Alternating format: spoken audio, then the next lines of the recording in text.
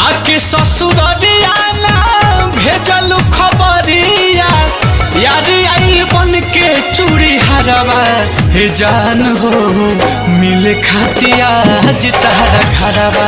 हे जान हो अगना से निकल बहरवा।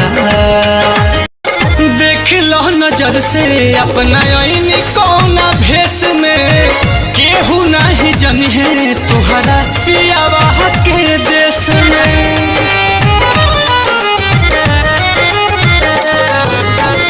देख लो नजर से अपना ऐनी कौना भेष में, केहू नहीं जनी है तुहरा पियावा के देश में। डरना ए जान हम केहू से न बोलब, हाय डरना ए जान हम केहू से न बोलब। चल जाइब देख के चेहरवा।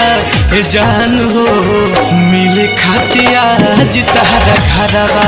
हे जान हो मिले खातिया आज तारा घरवा।